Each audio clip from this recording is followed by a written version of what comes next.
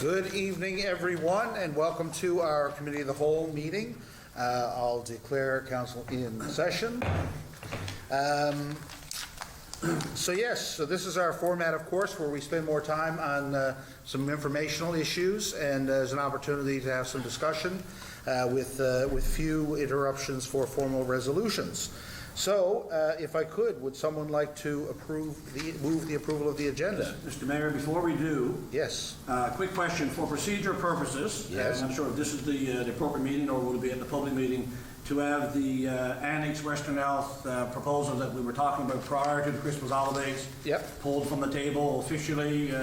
Would that be at this meeting or a public meeting procedurally to do it properly? There's no motion on the books to do anything with it, so there's Okay. nothing to pull off the table, I Okay, guess. so if nothing needs to be, so no motion needs to come forth? Nope. No, there was no motion put forward, so. Okay. Yeah, it's, as far as I guess, council is concerned, unless someone wants to bring the motion forward specifically to do something, then there's nothing to do, so. Yeah, question? Didn't we have it, yeah, I got a question. Didn't we have a motion on the floor to delay it till January 4th? That motion never came forward. The Okay, consultation? explain how it never came forward. Well, I think that as we get through our agenda here, when we ratify the minutes, then maybe that'll answer your question, and if not, we can Okay, come back to revisit. it. Yeah. Okay, so would someone like to move the agenda? So move. Thank you. Seconder? Second. Okay. All those in favor? Aye. Counterminded? Carried. Minutes from November 23rd. Anyone want to move those minutes from that's the Committee of the Whole meeting on the 23rd? Someone Move, Mr. Mayor. Thank you. Seconder? Second. Thank you. All those in favor? Aye. Counterminded? Carried. Okay, Deputy Mayor, yes, we have some committee, council and committee meeting minutes. These are meetings, privileged meetings of council that have to be brought forward. So if you want to go ahead, Deputy. Thank you, Mr. Mayor. In accordance with Section 41(3) of the City of Cornbrook Act, where a decision is made by the councilors at a privileged meeting, the decision, in order to be valid, shall be ratified at a public meeting of council. Council and Committee meeting, August the 10th, 2020. It is resolved to ratify Resolution CC 20-047, Western School of Nursing. I so move. Thank you. Would someone like to second that? I'll second it. Thank you. All those in favor, say aye. Aye. Counterminded? Carried. Council and Committee meeting, August the 17th, 2020. It is resolved to ratify Resolution CC 20-053, Western School of Nursing Letter of Understanding. I so move. Thank you. Would someone like to second that? Second it. Thank you. All those in favor? Aye. Counterminded? Carried. It is resolved to ratify Resolution CC 20-075, approval of the agenda. I so move. Okay. Would someone like to second that? Second. Thank you. All those in favor? Aye. Counterminded? Carried. It is resolved to ratify Resolution CC 20-077A, Cornerbrook Civic Center Annex, Nursing School Update. I so move. Okay. Seconder? Second, Mr. Mayor. Thank you. All those in favor? Aye. Counterminded? Carried. Okay, I'm going to mention this, CC 20-0777, that motion was defeated. I don't know if I need to read that. No, there's one motion there. I think there's a motion, two parts, I guess. There was a motion 77A and 77. Is that right, Marina? Yes. Okay. Okay, no, perfect, good, okay. And 77 was defeated as well? Yes. Okay, No, 77A was carried, motion was carried, and 77077 was defeated. right, okay. Okay. Council and Committee meeting December 17th, 2020. It is resolved to ratify Resolution CC 20-078, approval of the agenda. I so move. Okay, seconder? Thank you. All those in favor? Aye. Counterminded? Carried. It is resolved to ratify Resolution CC 20-080, Annex School of Nursing Consultation Recommendation. I so move. Okay. Seconder? Seconded. All those in favor? Aye. Counterminded? Carried. Okay, and that's it. Thank you. Do we have any business arising from the minutes? I think that, again, in this kind of meeting, it's project-based, so there's ongoing updates. I don't know that there's anything in particular that was brought forward. We do have some correspondence. I guess top of mind is a letter regarding PET scanner services for the new acute care hospital in Corner Brook.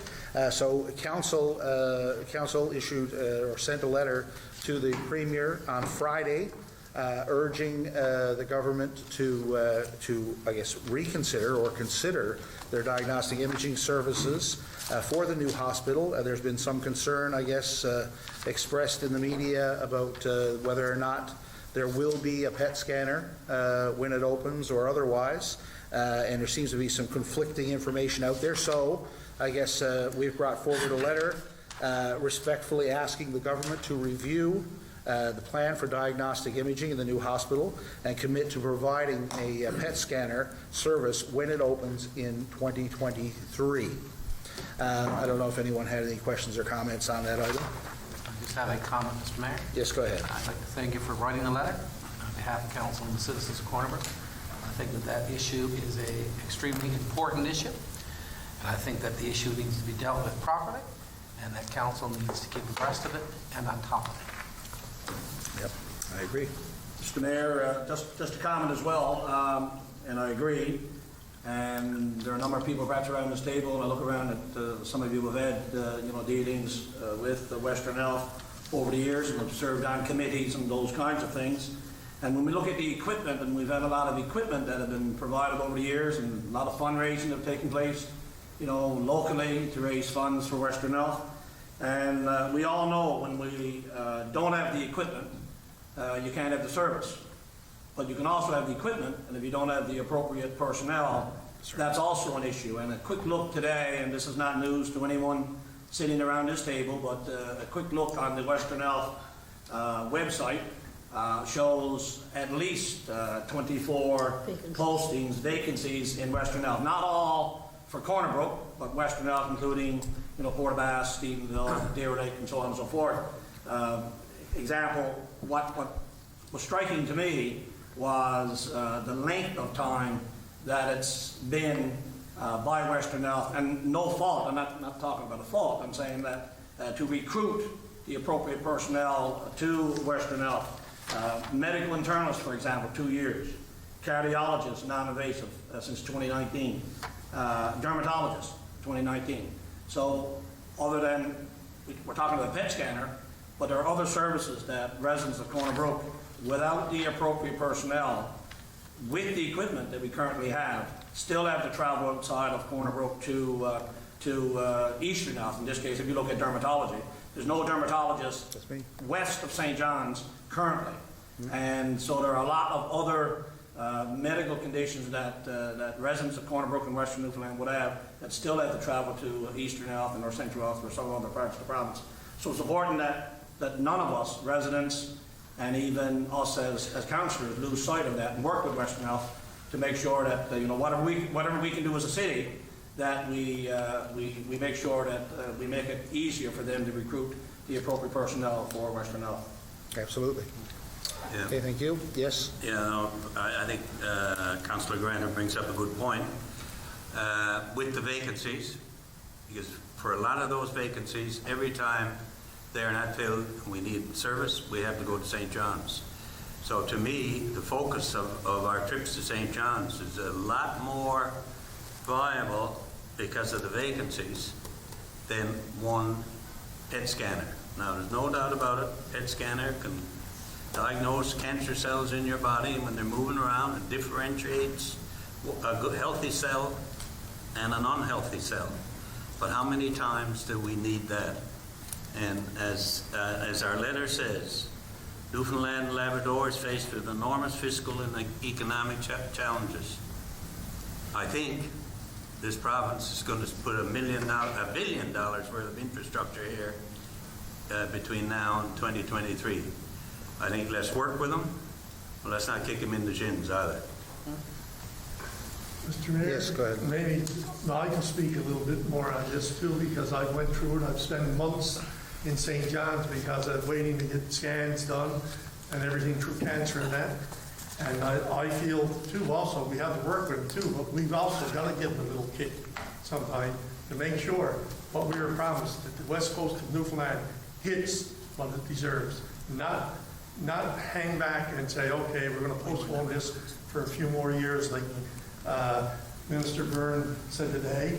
I was up at the rally today. There wasn't a crowd of people there, but there was people there asking questions and that. He didn't answer the questions. Now, I was disappointed with him today. And like I said, I spent months out there, and I never had to wait to see anybody, dermatologists or anything like that there. I know we don't have these type of doctors here and that, but if we were promised a scanner, the PET scanner, we deserve a PET scanner. Because I'm sure everyone in this room had someone touched by cancer.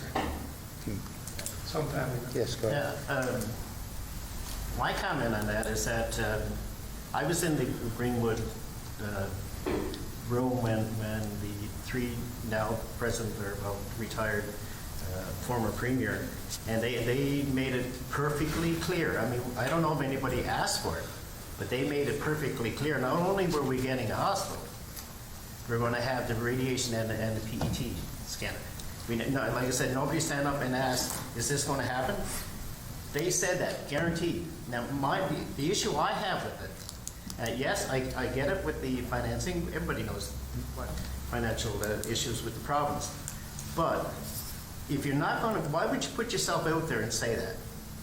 You know, I mean, things would change over the years. Why would you put yourself out there and say it's going to be? They didn't say it might happen. They didn't say if things are good at the time it will happen. They said it's going to happen. And apparently, somebody has it in writing that they did. That's my problem with it.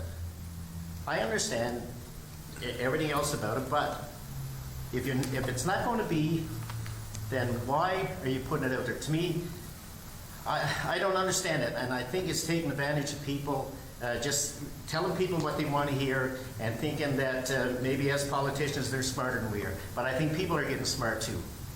And I think if you're not going to do it, then don't be saying you're going to do it. And if you're not going to do it, you say you are, then you should accept the consequence. Yep. That's my thought. Thank you.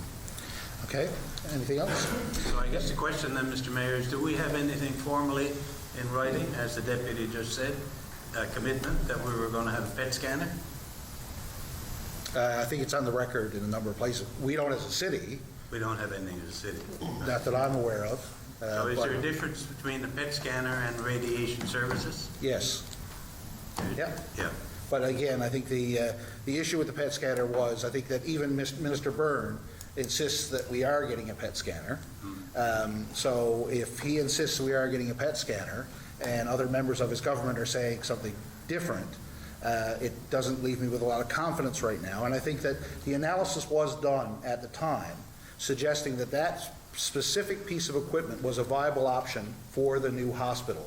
In fact, they're building rooms for this particular piece of equipment. So while I guess there are a number of services that we would love to have here on the West Coast, some of them aren't viable. I understand that. It is, we are a relatively small, disparate province, and we do require to centralize some of our more specialized services.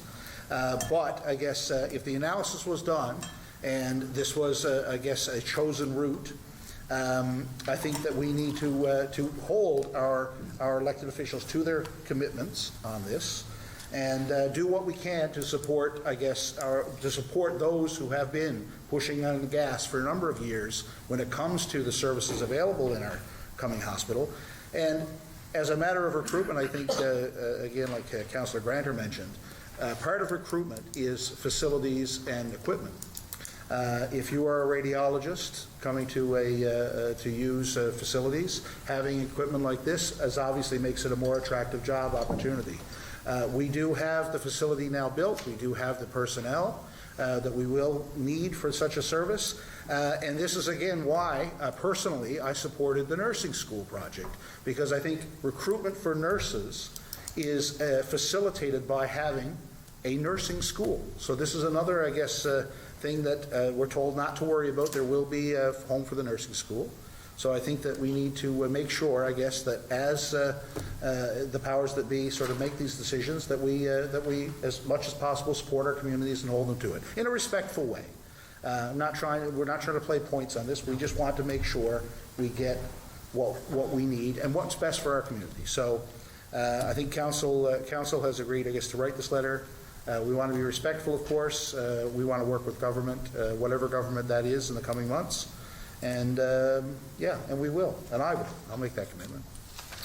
So, yes, go ahead. We keep the dialogue going now that we've sent out the initial letter? Like, Well, we wrote the letter. Yep. So what's our next plan? Like, there was a rally today, so Yep. are we going to keep in contact, constant contact with? Well, we've asked them to re-examine, and some of us were at the rally today to just, again, show our support for the group. And we'll see how it unfolds. I would imagine if there is an election coming soon, which seems to be the case, that this issue will not die right here, and there will be ongoing dialogue about this particular issue. And again, I am quite happy to engage in a very constructive dialogue with our elected officials and those, I guess, attempting to be elected on a way to get this for our community. I think investing in Corner Brook as the second city in our province is the way to go.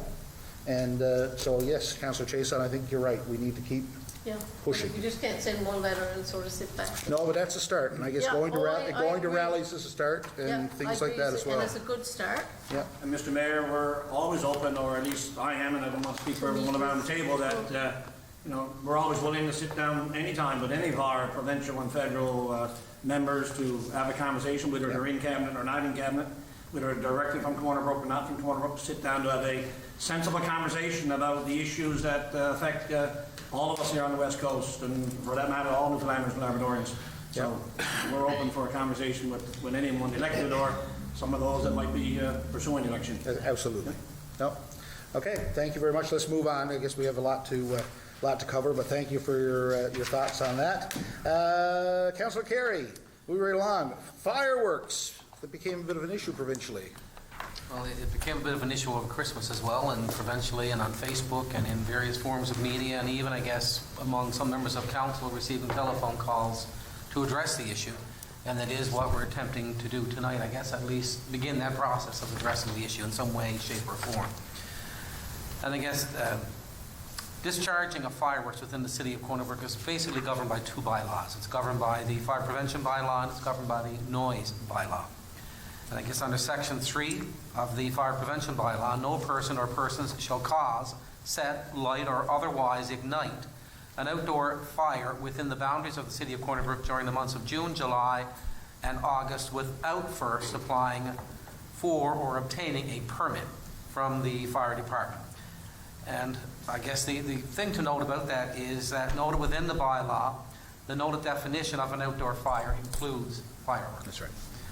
The second part, Mr. Mayor, that we need to bring forth just for information as well is with respect to the noise bylaw under section 3K, which states, no person shall fire or set off a sort of firecracker or firework within the city unless permitted to do so by council. Notably, section 3D states, notwithstanding these regulations, council may, at its discretion and by way of granting a special permit for a specified period of time, waiver these regulations for special events, including but not limited to festivals, concerts, races, etc.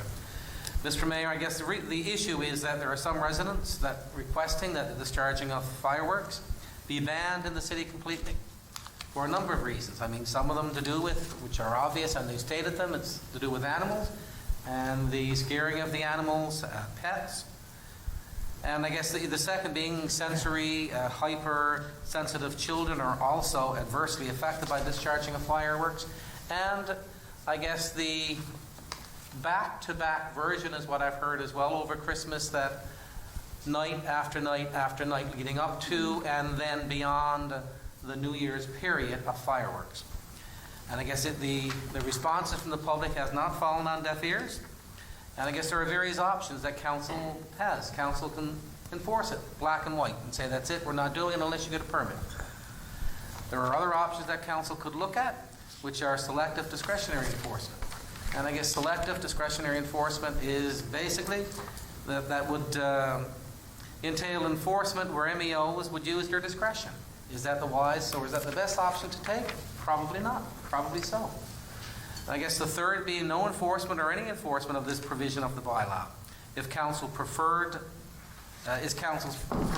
this approach, we need to revise the NISE bylaw and remove that particular section. So I guess council has various options. I'm bringing it forward tonight basically to say that we are aware of the situation, that council has 3 options in front of it. Staff are going to explore those options and bring a firm recommendation back to council, not within 6, 12, 10 months from now. We're going to do it as quickly as possible and bring it back and put it to council for further debate. I'm just bringing it forward tonight, Mr. Mayor, for information. And I guess none of the 3 options are really a good option, but eventually we will come forth with an option that makes sense. Okay, thank you. Any questions on that item? I have a question actually for Todd. I guess we're working on a new fire bylaw as well? We are working on a new fire services bylaw, yes. Okay. And we do have a section in that does speak to fireworks, so that might be an opportunity as well to address this issue. Okay, good. Mayor, I have numerous questions, but this is going to come back to the table again at a future meeting, so I'll hold off on questions on this until that appropriate time. Yeah. I suspect others will have the same similar questions as well. Yep. I just wonder if there's a misprint, like number 2, NISE bylaw, permitted to do so by council? Yeah, it's council in the corporate sense, I would imagine. Yeah, but I'm not going to give some permission. Not you as a No, council. I know, I get that, but I mean, that's... Mr. Mayor, I think it Change the word there, I'm has thinking? So that's actually the wording of the Really? bylaw that council can give the permission. But I would imagine for, like, you could see where during a special event or something, council may say, we're going to allow Yes. a display, like on a, On New Year's Eve. or a come home year, July things like 1st. that. As a group, Yeah. as a group. Oh, yes, yeah, council Yeah. as a whole. It's not meant to be just one Mr. person. Mayor, As a whole. will we be setting up a committee to look into this? Because I don't think it'll ever get done with all council. Like, the committee should bring back some recommendations. Well, I think staff will bring forward a recommendation for us, and then it'll come back in for discussion again, right? I guess So- that's why I raised it tonight, Mr. Mayor. Protective Services, Mr. Flynn is looking at it. Yeah. It will be brought back to council in short order. We don't, I guess, intend that it'd be a 6-month or an 8-month. We would like to get it brought back to council quicker versus leaving it linger, because July is coming and we will be faced with the same thing over again in terms of fireworks for those particular holidays. And it's just an issue that we need to deal with. Just with respect to council giving approval, I guess it has more to do, Mr. Mayor, my understanding would be with discretionary use related to the bylaw, really. And if you want to go outside a particular jurisdiction, then council has the right to give you the authority to do so, is my understanding as well, I Mr. Mayor. think it's, I'm sorry, I think it's important to keep in mind too that the July thing is probably more of a fire issue, Yes, right? You know, whereas the New Year's is more of a noise issue, nuisance issue. yeah. right? Yeah, that kind of thing too. And as part of the study, will we also look at having this on the books is one thing. How are we going to enforce it? Like the Well, New Year's thing, right? That's a very good point. Yeah, right. It's very difficult right now Yes. to enforce, as you Yeah. can appreciate. And I guess if I can, Mr. Mayor, just in response, because the deputy raises a valid point, and I guess that's why option 1, strict enforcement, becomes problematic for the city as well, because then it becomes a black and white issue. And how do you police, for the lack of a better word right now, or enforce 1,000 individuals setting off fireworks over a 3-day timeline? I know that if our bylaw says we have to do it, we must do it. But then how do you do it? Because that becomes problematic with the resources of the city being able to respond to it as well. So I guess that's why I mentioned that none of the 3 options really are good options, and the committee are going to take it back and review it and bring something forward to council. Perfect, thank you. Okay, let's keep on moving here. We have some revision of the city emergency management plan as well, Councillor Carey. Mr. Mayor, as directed by the province, the Emergency Services Act of the City of Corner Brook has its own emergency measures management plan that guides in responses to emergencies that occur within the city's boundaries. The plan is to be reviewed and updated on a triannual basis. I guess without getting into a lot of the background, we're now going through that process. The emergency services have recently introduced a revised emergency plan template that requires the City of Corner Brook and its emergency management plan to go through the process, develop that new plan template, and then move it forward to the province, is my understanding, for approval. And once the province signs on, my understanding is it comes back to council, and then council has to ratify it formally in a motion of council. So it's more of the process that we're going through at the present time, and it certainly will take a bit of time, but we will move through it in a timely manner as well from the protective services perspective. Mr. Mayor? Okay, thank you. And as well, we have some statistics for December, and I guess, yeah, feel free to summarize. Or Mr. Mayor, there have been numerous, I guess, and this particular report is it's a monthly basis protective services statistical report that we present on a monthly basis. It outlines the numerous calls, I guess, that we have received. We have received, as an example, 65 calls for various bylaw enforcement issues on tidy property or rodents on property, also on covered garbage and other related issues. We've had a taxi permit issued and 3 taxi vehicle permits issued. 1 taxi driver permit, I should say, Mr. Mayor. There were 15 calls for animal control. They could be anything from a roaming dog, Mr. Mayor, to dogs being injured. Fire prevention and inspection. There were 3 commercial properties inspected, 3 new commercial inspections, 2 occupancy capacity inspections, and 5 home oxygen inspections, Mr. Mayor. In terms of the total volume of calls received by TSAT, there were a total of 4,658 calls. Of those calls, 815 were for police, 1,297 were ambulance related, 158 were fire related, and I guess those fire related, any others could be the airport authority, the crisis line were also Newfoundland Power, and then non-transferred calls were 2,369, Mr. Mayor.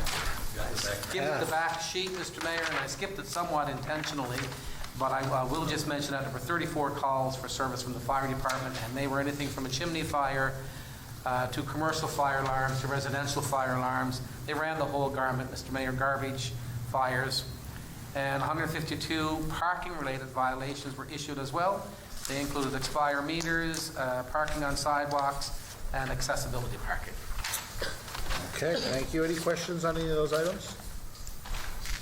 Thank you for reminding me. I'll skip that. The 50%, though, again, non-transferred calls. It's a huge problem. Yeah. The agency is working on it, but with education and stuff, but it still continues to be a staggering number. Yeah, it is a lot. Okay, Councillor Granter, Public Works. We have a report on our AVL system. I don't know if you had a chance to give us a summary of it. Mr. Burden has given you a lengthy report. Yeah, thank you, Mr. Mayor. And I was about to start, I would have said that I'll give you the Reader's Digest version of our automatic vehicle location system. Many people see our trucks and our moving about the city, especially in the wintertime with regard to snow clearing. And how we keep track of all that is a system that we call the automatic vehicle location system. It provides the city and our staff with the ability to know the location of our vehicles, the direction that it's heading, the speed of these vehicles, driving time from one location to another, idling time if they're sitting in a particular spot, stop time, distance, etc. Mr. Mayor, some of the benefits and advantages of the system is a dynamic management of our vehicle fleet, reduction of fuel and maintenance costs, proactive supervision of the vehicle fleet in real time, resulting in optimized management of material and human resources. We know where the vehicle's to. We have the redirect. We can move a vehicle on pretty quickly. Real-time tracking of all of our vehicles, helping us make faster decisions and response times to events, especially emergencies. Enable us to concentrate on decision-making aspects using real-time data, which increases economy and production, and also, Mr. Mayor, improvement of quality and efficiency services to the city. And very quickly, we currently have 85 AVL systems installed on city vehicles, including snow clearing equipment and fire trucks at a cost of $34 a month, and that's a 5-year lease, Mr. Mayor. So that's a brief synopsis of the system that we have on our vehicles in the city.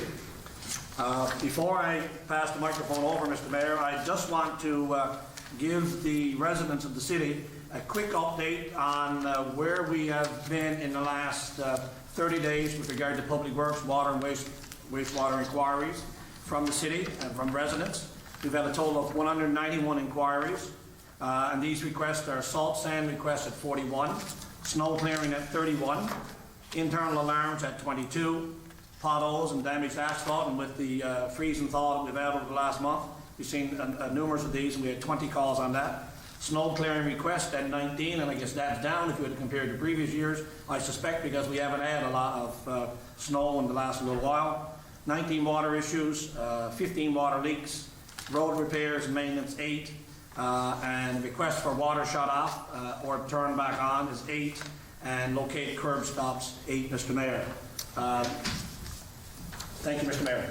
Thank you very much. Any questions on any of those items? Just a comment, Mr. Mayor. Yep. I think that the councillor may have jinxed the snow now by saying we didn't have any, so I guess we'll have a major snowstorm the next week. We will not be able to avoid snow, that's for sure. Yes, Councillor? I made a comment the other day to somebody that we weren't spending much on our snow clearing this year. They said, no, we're doing potholes. I think it may have been. Yeah, there's Was it? Anyway, quick question. Would somebody mind explaining to the public idling of the vehicles that are around the city? I don't know about anybody else sitting around this table, but I get beat up pretty bad about why the city trucks are always idling. And maybe Mr. Burton can give you some insight there, yeah? So mainly, we find the idling is on our pickup trucks. And the primary reason that we obviously get this as an issue from the public quite a bit. There's 2 reasons. One, you'll see that the light bars on the truck. So not only the one that sits on top of the roof, but many of the trucks have 4-way flashers and different lighting systems for safety.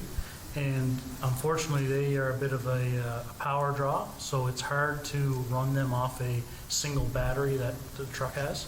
So a lot of times, we'll have our trucks idling to keep the batteries from going down. And the other thing comes down to you'll see a lot in the winter on our water and sewer digs that are happening, all hours of the day, all hours of the night. The boys got to fix the water. It doesn't matter if it's beautiful out or -20. So we allow them in the winter to run their trucks to get in there and keep warm. Thank you. Thank you. Okay, thank you very much for that. Councillor Chason, we have some updates on some of the development planning projects that are going on. Thank you, Mr. Mayor. Development and Planning Committee updates. I guess we have the municipal plan, IMSP Development Regulations update.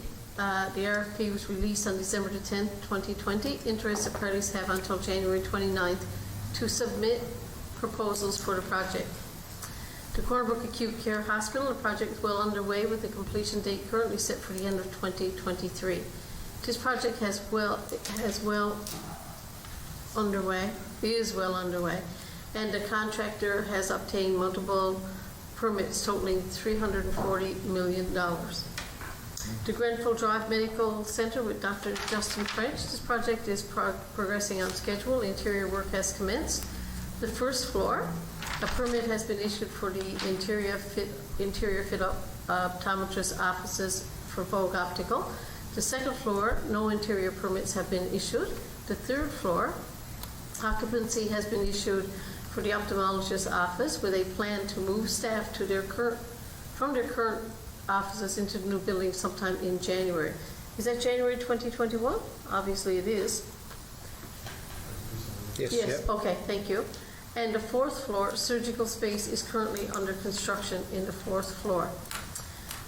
Permit program, staff are currently putting final touches on the new permit program that will make the permit process much more efficient for both staff and residents. It is expected that the program will be rolled out in early February. Also, we have some stats here on the total value of construction, excluding the hospital. And 2020, we're looking at $245,412,665. Would that be what the permit would be for 2020 Yep. to date? 24 million. Yep. Sorry, 500. Okay, so that's it. Seems to be going on very good. Yeah, a lot going on despite COVID. Yeah, great. yeah. I was just going to make a comment. So even though Dr. French's place, the first floor and the second floor, is not totally 100% finished, he can still occupy the third floor? Okay. Okay. Good. Yeah. Yes. Mr. Mayor, I'm glad to see that the permit program is coming along. Anything that can make it easier for contractors and residents and staff here at City Hall with regard to granting permits is only a plus for everyone. Absolutely, absolutely. And I understand this will be integrated with our GIS systems as well. I think that's the big benefit to this new system. We're currently using a system to track that is by computer standards an antique, right? That's just to run reports. That's not what our staff are using it for. It is archaic, but this will enable us, I guess, to get a better handle on progress and tie it in with our other systems, which is very important these days. Okay, Community Services Project update. Councillor Buckle. Yes, Mr. Mayor, I'll give you a little update. But before I give you an update, I'd just like to give a big thank you to all the staff that helped out in the reverse parade here in December. I think it was a great success, and they done a lot of work, a lot of time put into it, and a lot of people enjoyed it. So big thank you to all them people. Okay, Mr. Mayor, staff's been pretty busy with the STAR program. They met with COA, funding partners, and hoping to upgrade two multi-purpose trails come the spring if we get the funding for it. Staff are working on our branding and marketing project, and an RFP is to be released in the coming weeks. And also staff are beginning to plan a tourism summit for local stakeholders and interested parties, and that more information will be coming in the next few weeks on that. And I guess one of the big things everybody is wondering about, the transit study is moving ahead, and I know the council met with the consultants last week and had a good meeting with them on that, and the project is moving along very good, and the public is invited to take part in the transit study, and they can go on cornerbrook.com/transit-survey, and up to January 30th, we had approximately 433 responses, which was pretty amazing for the survey and everything. So the next steps for a study will be to get conclusions from the existing data, develop recommendations, and review stakeholders' feedback collected, and present recommendations to the public at a virtual open house. And in the finalized report of the findings, the council will take place in mid-February. Okay, thank you. And I guess to note on that, the survey I think ends today, right? Tonight. So again, there seems to be a number of good responses. There was another meeting today with some of the community groups that have a lot of clients that use the system. And so we'll have, I think our consultants will have a good understanding of the system, and again, have a design for us or have some recommendations for us to move forward with before our contract runs out in September. Just a point of clarification, if I can, Mr. Mayor. Yes. It's with respect to the survey deadline. I guess it's more of a clarification because it says here that the survey deadline has been extended to ensure, but it's not. That ends tonight, correct? It was supposed to end January 5th. Yeah, that's what I thought. Yeah. Yeah. Perfect. That's what I thought. It's just whether it's written, Mr. Mayor, more than anything. Okay. Thank you very much. Content development project with the DMO. Could you give us a little insight on what's going on there, Councillor? Yes, Mr. Mayor, in late fall of 2019, City of Cornbrook released its Star Tourism Asset Report. The report identified areas of focus. One such initiative was identifying and filling large content gaps with the Star region, Cornerbrook, Humber Valley, and the Bay of Islands. So a key step would be involved creating an accessible database, including photography and, most importantly, video inputs.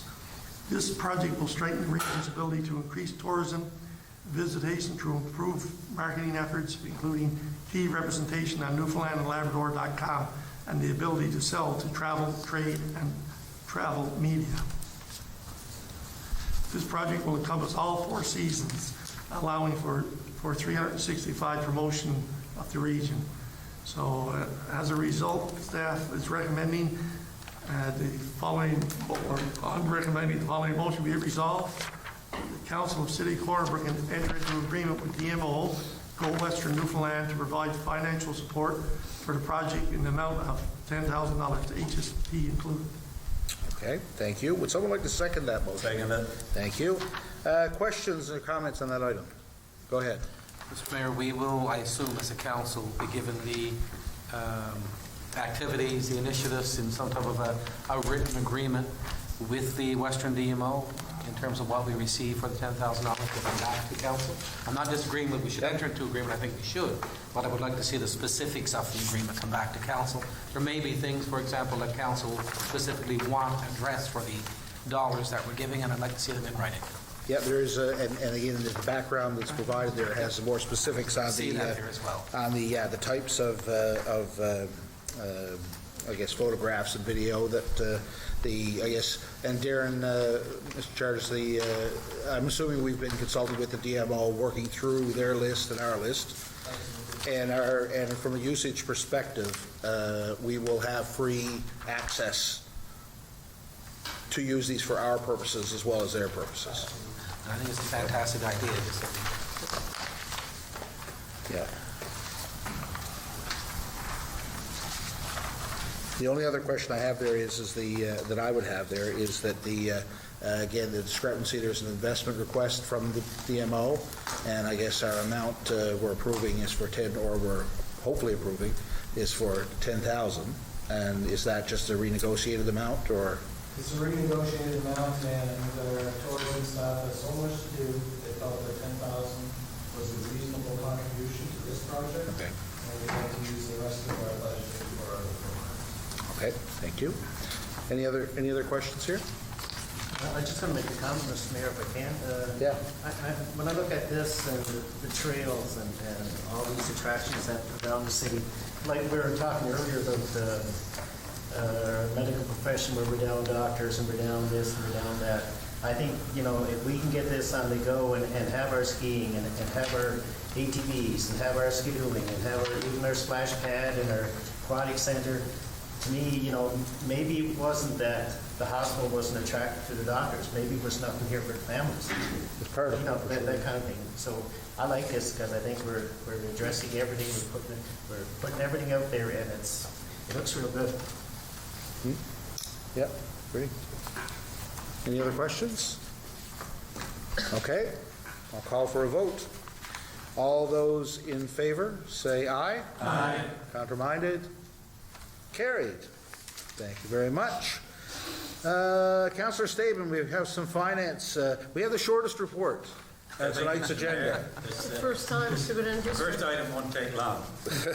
However, the City of Cornbrook City Council remuneration reimbursement regulations state that a summary of council travel expense by a councillor will be provided to council semi-annually and reported to at a public meeting. So, Mr. Mayor, I'm showing everybody the report, which is blank. There was absolutely no funds spent in the year 2020 on council travel expenses. And the travel expenses for 2019 was $20,510.78. So we did quite well due to COVID. And I guess Mr. Park has that salted away somewhere. No. No trip to Hawaii or Yeah, no, yeah. nothing like that? Aloha. Yeah. Okay. So, Mr. Mayor, the other thing is, as we know, I just said, we have a meeting on the 8th. We again had a quick review of taxes receivable and the update. And while we did give a report in December on that, I'm not just going to go through all that again for the sake of time. But if we look at our charts from December 2019 to December 2020, the dollar amounts are there, as well as the business accounts. Doing somewhat better in the business accounts this year, this year just finished. We're down 12 accounts that have improved. The balance outstanding is very similar to what it was the prior year. And, you know, I guess from a dollar perspective, it's close to $2 million for December anyway. So, Mr. Mayor, I just want to encourage council or share with council that we're on this and we're working hard at it. And if there's any questions, I guess, between Mr. Park and myself, can answer them. Yeah, any questions? Just one, I guess, Mr. Mayor. The councillor alluded to the fact that it's approximately $2 million outstanding in business taxes. That would be associated with the year of 2020. I guess what would be the percentage of that? And I don't know if Mr. Park or if the councillor can answer at the present time, but what would be the percentage of that $2 million that would be doubtfully not collected? And how does that impact us from a financial perspective moving forward? Mr. Park, I don't know if you... Yeah, I don't have an exact number here by any means. I guess business taxes are always the toughest tax to collect for a variety of reasons. I guess what we're seeing is the balance of outstanding this year compared to last year is materially not different. There are some challenges, but at this point, there's none that we have actually brought forward to council. We typically bring those forward in the spring of the year to council for any review or not. I would suggest that the amount that can be brought forward for this coming spring would not be materially different than what we've seen historically in the past. Okay. So I think, Mr. Mayor, March, April, and May are going to be the time when we really have a better understanding of just exactly what the damage was from COVID. Yeah, and I think it's worth noting, though, I guess, that we are, from a business account perspective, we're down, I guess we have a marginal increase in amount owing. Compared to our total tax roll there, it's very small, which is encouraging thus far. And we did give a little bit of a boost from our tax credit program, or our tax credits, or our tax forgiveness during COVID, those 2-month periods. But you're right, it's really going to see now in the next few months, as the tax bills go out, how resilient our business community is. Again, let's remain optimistic that we'll get clear of this COVID mess soon enough, get back on track. Mr. Mayor, it's interesting to read in the paper that comes out once every week or so, that there were 2 or 3 new businesses started up there in the city recently, right? With COVID on the go. So people are still got confidence to start stuff around, which is great to see for the whole community. Right? As they should, yeah, absolutely. Okay, thank you very much. So one more item, I guess. Yes, go ahead. We had 2 good news items. I guess this one is not so good. The topic is the 2021 tax bills. So the 2021 tax bills were issued late in the week of January the 4th or the week of January 11th. There are expected to be over 7,800 property tax bills issued and over 800 business tax bills. Property and business taxes account for $28,125,400 of our total budget of $35,435,300, which is the budget for 2021, and the tax bill amounts to close to 80% of that total budget. Taxpayers are reminded that the due date for property taxes is at the end of February, with business taxes due by the end of March.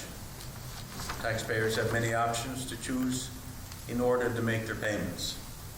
And they just go quickly over the one online through their financial institutions and online banking, pre-authorized or direct debit, credit card via Pay Simply, third-party provider. You can always stick it in the mail. And City Hall, which we're open now from 9:30 in the morning till 4. And Mr. Park tells me we'll take cash, check, and debit. So taxpayers are encouraged to contact the city at 637-1500 if they have any questions or inquiries regards to the tax bills or any other payment options.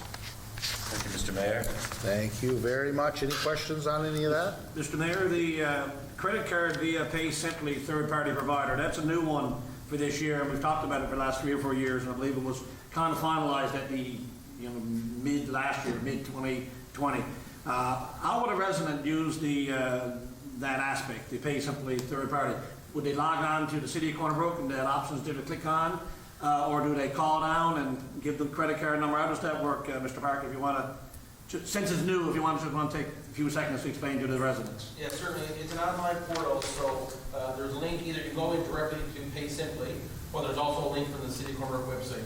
So that's probably the easiest way to find it. Go to the City of Corner Brook website, click the link. It'll bring you to the Pay Simply website, in which you put the information in, there's some information that's required there, which you can gather off your tax bill. You submit that information, and within a couple of days, that information is transferred to us, and we receive the funds. So there is a small fee to do that, but that is charged by Pay Simply. It's not charged by the city, and that's a direct fee that you pay to Pay Simply as a premium to take advantage of the service, which essentially covers out the credit card fees. Yeah. Thank you. And again, for the benefit, I guess, if you couldn't hear that at home, so yes, the answer would be to go to the website is the simplest thing. There would be links and other information there on what you would need to pay and fees and things like that as well. Thank you. Okay, moving right along. We have a update on the Civic Center and the recreational activities. Councillor Buckle. Yes, Mr. Mayor, back in November, general skating was introduced at the Civic Center, and anyway, they're going to expand the times coming up now in January. Starting January 13th, times are going to take place Monday and Wednesdays, 12:30 to 1:30, toddler skates. Mondays and Wednesdays, adult skate, 2 to 3 p.m. Family skate will take place on Saturdays. We have it at 2:30 to 4 now, but that could change. But I encourage everyone to phone the main office up at the Civic Center at 637-1230. So just check with them, and they'll give you all the times for the family skate. Also, starting January 19th, open hockey will take place in the Kinsman Arena from 12 to 1:30 on Mondays and Wednesdays. And this will be a $5 fee, $3 for seniors, like myself, so which is good to do. Good to see that they're opening up things up at the Civic Center again. Also, Active Tots will be starting up again on Tuesday, January the 12th. That's taking place on, will run on Tuesdays, Thursdays, and every second Sunday from 9:30 to 11, and it's free of charge. Registration is required and can be completed on our website starting today. Okay, then there's a older adult fitness with Nora. Takes place Mondays and Wednesdays from 10:30 to 11:30. This is a fitness class geared towards older adults and seniors by using chairs and other things. So you can contact Nora Lunderton at yahoo.ca, and there's a $2 fee required. For more information, there's a lunchtime adults sports drop-in starting January 18th, and they can participate in a variety of sports such as basketball, volleyball, or pickup ball during the lunch hour. This will run Monday, Wednesday, and Fridays from 12 to 2. There's a $5 fee required. And lunchtime student drop-in starting January 19th. High school and post-secondary students can drop into the studio to practice skills at basketball or volleyball. And this takes place on Tuesdays and Thursdays from 12 to 1 p.m., which will require a $3 fee. And Friday night, youth drop-in, starting on the 22nd, Youth sports drop-in program featuring basketball and volleyball will be available for those 12 to 18 years of age. This program will take place 7:30 to 9 p.m. and a $5 fee is required. So, like I said, if anybody wants more information on it, please just give a call to 637-1230 at the main office and receive it. It's good to see we're trying to promote as much as we can. Thank you. Any questions on any of that? Yes, Mr. Mayor. Yes, go ahead. Seems like I haven't shut up tonight, but I got a question or two on this one. There's some meetings I don't say a word, but tonight I got a couple of questions. I'm glad to see, thanks Councillor Buckle, I'm glad to see that we've increased the public skating time. But I have a question, and I don't know if anyone has the answer to this or not. But I understand during Christmas at the general skating, at the public skating that will take place over the holidays, that the maximum number of 50 people is allowed on the ice. So I understand that people went up there to skate, and there will be a sign put up saying that we've reached our maximum capacity at 50. I think that's what the sign is. We've reached our maximum capacity at 50. So even now when we're moving into 12:30 to 2 p.m., if 50 people go through the door, we've reached our max for that period of time, but 25 of those people don't stay for the hour and a half, that they're there for 30 minutes, 35 minutes, 40 minutes. So then there's only 25, but there's people would come at, say, 1 o'clock, want to get on the ice, and the sign says we've reached our max, but in fact there's only 25 left of the original 50.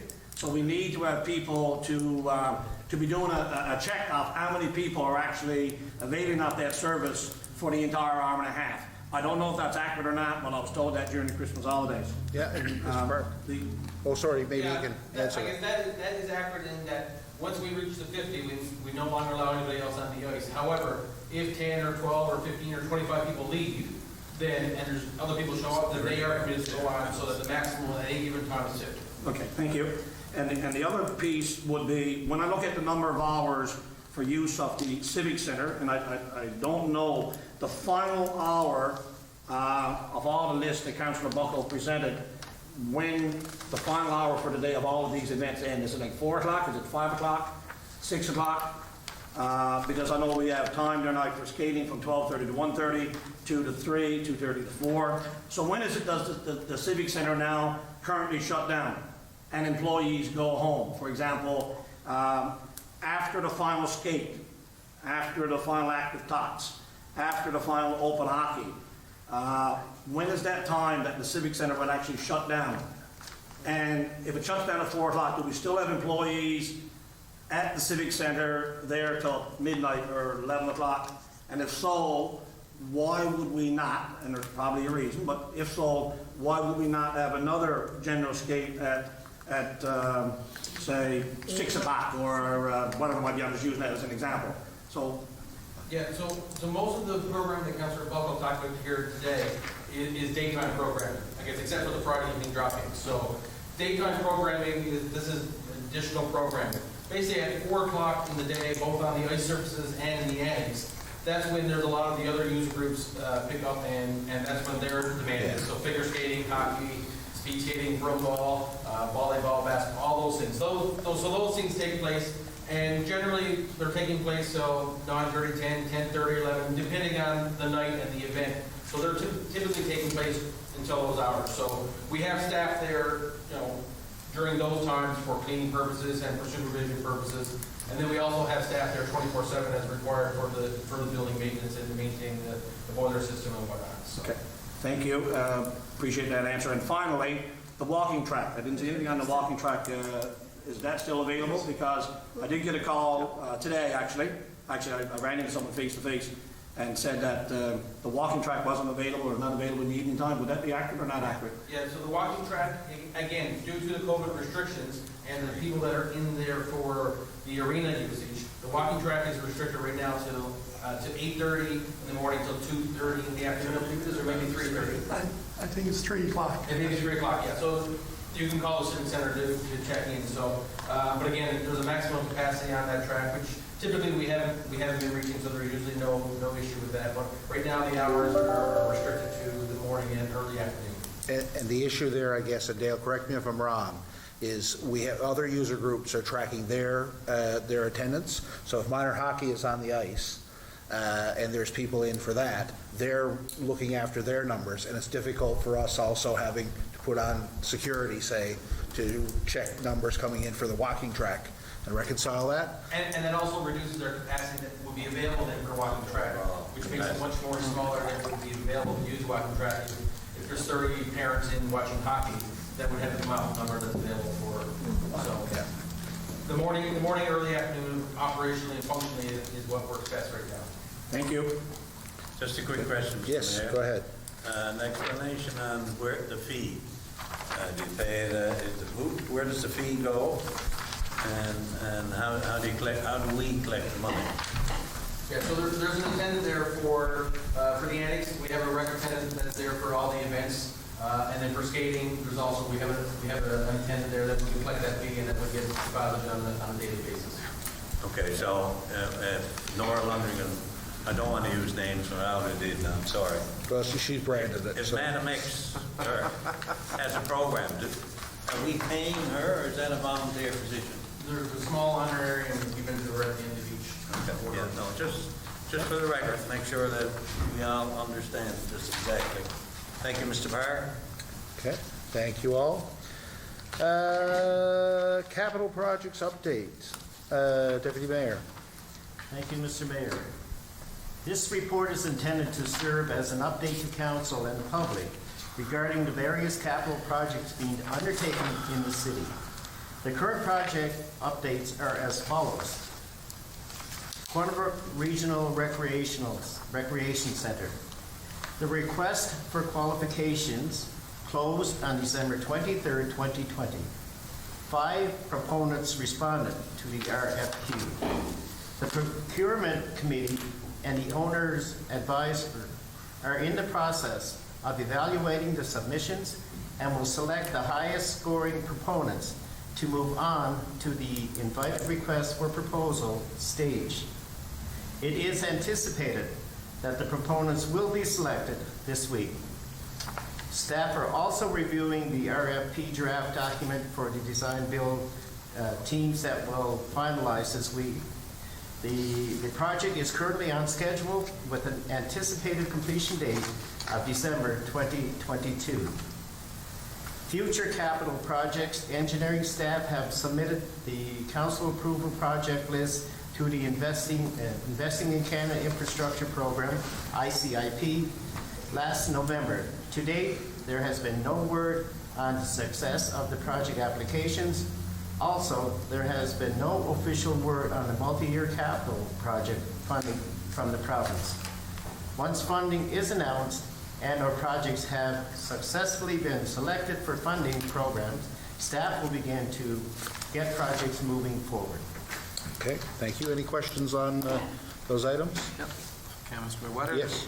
what are the normal dates, I guess, that council will be notified of the 2 separate funding approvals? Sorry, as I understand it, we're talking about 2 separate ones. So what would be the normal process that we would receive notifications? Well, for example, I guess the one ISIP we received, the pool project, the recreation center, we applied for that in November and we received the word at the end of May, I think is that right, Rodney?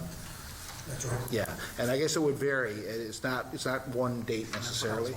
Yeah. The other one, I guess, the multi-year capital, though, is more concerning. That one was, of course, usually that comes out in the spring budget of the year when it expires, which would be last year. And that didn't happen because, of course, there was a great deal of change going on. There was no budget passed right away and all those things. When the budget did pass, we understand that there was money allocated, but the multi-year capital funding has not been, I guess, allocated officially. And this is, I guess, a concern because we're approaching, so we missed our construction season last year. This is the money that we rely on quite heavily for a lot of our infrastructure projects in the city. And we will, and again, we still have engineering work and work to do to prepare for the coming construction season and projects like, for example, Johnson's Avenue, projects like that. Wellington Street, the Blackwoods Hill, and places like that as well, where we have, I guess, infrastructure needs. So, yeah, we understand that it's going to require, I guess, some more intervention at the political level at the province to get that money out there. But we're under the understanding that allocations, I guess, have been penciled in, but it's just not official yet. If I can, Mr. Mayor, just to follow. I guess that's why I raised it, because some of the projects, like you referenced, Johnson's and others, they're not shovel-ready projects. They require engineering, they require design work, they require details to be worked out in the background. And I mean, to do some of those things requires funding of council. Yep. So, I mean, there's some of the engineering work, obviously, we can do, yes, for some of the design work we can do, but not the detailed stuff that would require around some of these initiatives, I guess if I can put it that way, which is why I raised, where are the improvements? Yeah, clock's ticking on that one, for sure. Any other questions there? Oh, okay. Multi-year Capital Works Amendment number 2, Deputy Mayor. Thank you, Mr. Mayor. This RFD is intended to address reallocation of balances remaining from the 2017 to 2020 multi-year capital works program. There were a number of projects from the 2017 to 2020 multi-year capital works program that were under budget. This surplus, approximate value of $200,000, is available to be reallocated to other projects. Both the transit study system design, Mount Bernard Avenue sewer capacity upgrades were approved by Municipal Affairs for reallocation to these projects. The Council of the City of Corner Brook approved the reallocation of a balance of funds from the 2017-2020 multi-year program towards the transit study system design and Mount Bernard Avenue sewer capacity upgrades, and the following motion be supported. Be it resolved that the City of Corner Brook, the Council of the City of Corner Brook, approve the allocation of the approximately $200,000 of surplus funding from the 2017-2020 multi-year capital works program towards the transit study system design and Mount Bernard Avenue sewer capacity upgrades. I so move. Thank you very much. Would someone like to second that? Second, Mr. Mayor. Thank you.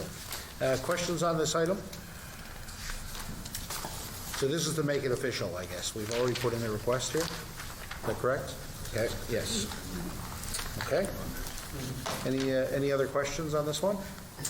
So this is the money we were talking about previously, I guess, multi-year capital. It's very, it affords us some flexibility with regard to our projects, so where we do have some excess or some, I guess, some want, we are able to move things around a little bit, and we've requested to move them around, and this is what we're doing. So, if there are no other questions, all those in favor? Aye. Counter-minded? Carried.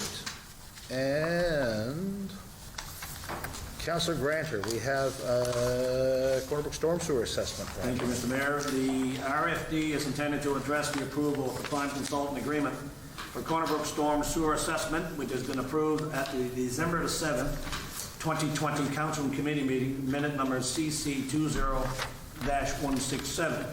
The City of Corner Brook has a storm sewer system consisting of approximately 1,000 manholes and over 100 kilometers of pipe. As part of the asset management program, the city plans to conduct a condition assessment of its storm sewer system. The city has received funding, $62,000 plus HST, under the FCM Municipal Asset Management Program to undertake a condition assessment of the city's storm sewer connection infrastructure. Recommendation, Mr. Mayor, staff recommend option number 1, that the Council of the City of Corner Brook approve the prime consultant agreement from SNC Lavalin in the amount of $71,300 HST included for consulting services related to the Corner Brook storm sewer assessment, and that the following motion be supported. Be it resolved that the Council of the City of Corner Brook approve the prime consultant agreement from SNC Lavalin in the amount of $71,300 HST included for consulting services related to the Corner Brook storm sewer assessment. So moved, Mr. Mayor. Thank you very much. Would someone like to second that? Second that. Thank you. Questions on this one? No, this has been in the works for a while, I think. And again, we have no end to the need when it comes to figuring out our storm sewer systems and, well, our sewer systems and our water systems for that matter, but this is one I know that we've been looking at for quite a while now. Okay? Any questions on this? Okay. All those in favor, say aye. Aye. Counterminded? Carried. Oh, we just have a scheduling note. Let me bring it up here real quick. We have scheduled some meetings for the coming couple months. We will be having, I guess, our meetings. Typically, we have them bi-weekly, first and third weeks, but because of the schedule, sometimes that changes. So our schedule for the coming months, we have a regular meeting scheduled for January 25th, another regular meeting on February 15th, Committee of the Whole, March 1st, regular meeting March 15th, 2 weeks later, Committee of the Whole meeting April 5th, and then another regular meeting on April 26th.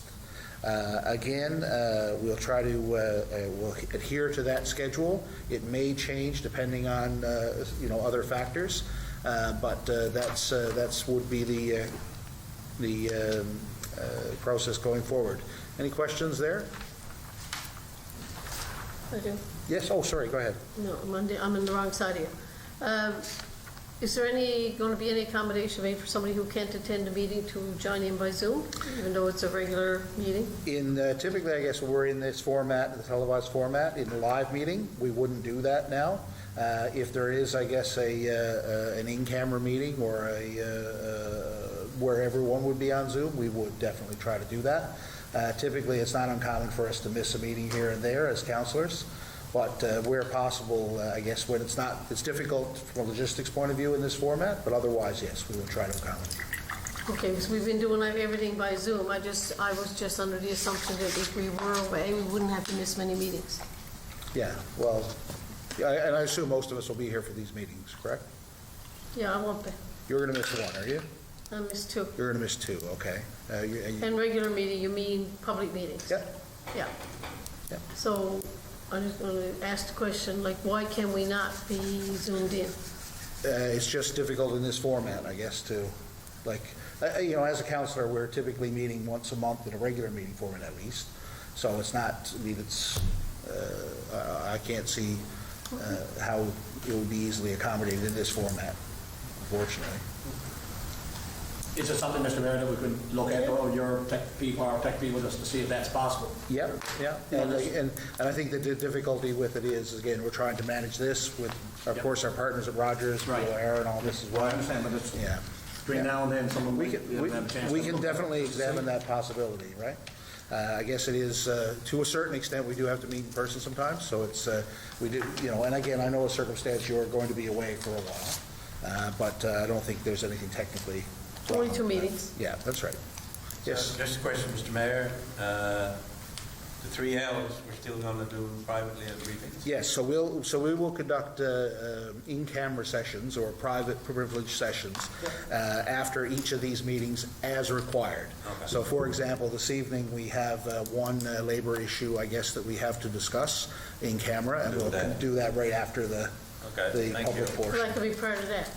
No? Yeah, I can't see why not. Again, we'll figure a way out of that, because that one doesn't have the same burden from an electronic point of view, so we could probably figure out a way to do So that. will it be held here in chambers? Typically, we will do those in chamber. Well, like tonight, we will continue. We'll just stay here after the cameras are done, and we'll continue our business and finish it up.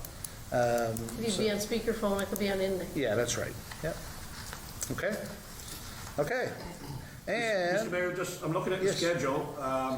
Not sure if this went out or not, but the no winter carnival this year, that's right. and the civic holiday is still February the 22nd? 22nd. 22nd. Okay, so that's after the February 15 meeting, just to get that announcement out to residents. And that's why I guess there's that, the timing is a bit off there as well, because that holiday. So the civic holiday is still February the 22nd? That's right. Right, okay. Okay. Okay, last but not least, Deputy Mayor, we have a council code of conduct. This is more of an information report, Mr. Mayor. Background, the city manager has been reviewing various best practices for code of conduct for mayor and council. It is the intent of the city manager to develop a code of conduct for mayor and council over the next couple of months to bring forward to council for review and approval. A code of conduct will establish guidelines for ethical and interpersonal conduct of members of council. A code of conduct will assist in providing good governance to the residents of the city of Corner Brook. Our objective is to provide an update on the planning of a code of conduct and of the mayor and council. A code of conduct for mayor and council will be brought to council for review and approval in the future. Okay, thank you. Any questions on that? I have a quick question. Yeah, go ahead. You got one? Even though we're doing a code of conduct, will there be a harassment policy for, I guess, counselor to counselor, counselor to mayor? Will that be embedded in this code of conduct? I guess, Mr. Cumby, I guess that would be determined, would it? There's a number of ways to do it, but the way that I'm looking at it in the most common way is that, you know, your code of conduct is an overarching document, and it would refer to, you know, what the standards and behavior of council should be, and violations of that would be dealt with under, you know, the appropriate other document would be either a harassment document that would accompany this. So we'll update all of it, and you know, as you know, right now we have the same documents for both council and staff, and they're completely two different. You know, the government legislatively completely different. So there'll be a separation of those documents as well. So you know, this is what we're going to go over the next 6 to 8 weeks. Okay, thank you. Any other questions? Just one thought there. Mr. Connie say within 6 to 8 weeks. Perfect. Thank you, Mr. Mayor. And will that come back to us to have a look at? Oh, yeah. Okay. Yeah, we'll have an opportunity to review it. Like, this will act like any other policy of council, so it will require review and debate and all those things. Okay. I think, no, just a quick comment, Mr. Mayor. Yes, go ahead. I want to go. I noticed in the back there are some penalties, which is okay, which is probably good, because if you see what's happening in Washington, you get senators issuing or making false law statements, and one of the bullets here is, no council shall make a statement that they know that the statement is false. So, you know, that has to be backed up with a penalty if that's the case, Right. after investigation. Yeah. And I think I think it's very common these days. I mean, most modern municipalities would have a similar code of conduct. I think this looks to me like the template out of Alberta, I believe. This is a template. Yeah. It's the template of Alberta and Ontario. And Ontario. Okay. Yeah, there are some councils in the province that have them as well, just. Absolutely. Yeah. Well, it's just good to have rules. Okay, so that being the end of the agenda, we will have a short in-camera session. We have one labor item. Yes. I'm sorry. Before we go, Yes, sorry. I'd just like to make a comment. I think Friday passed, we had Steve Coleman retired from the Yes. state. Steve was, I think, was only a couple of weeks short of 40 years. Yeah. And I mean, that's remarkable. I've worked with Steve a long time. He brought a lot to the table, you know, and I think we're down some wealth of knowledge. And I just like to, on record, to wish him a happy retirement. I think he's earned it, and to just relax now and swing some golf balls and clubs and stuff. You better not swing his golf balls. Yeah. No, absolutely echo that. Absolutely. And Steve has done, is not many jobs, like I always say, when I'm lucky enough as part of my job to again, give congratulations to our employees when they retire.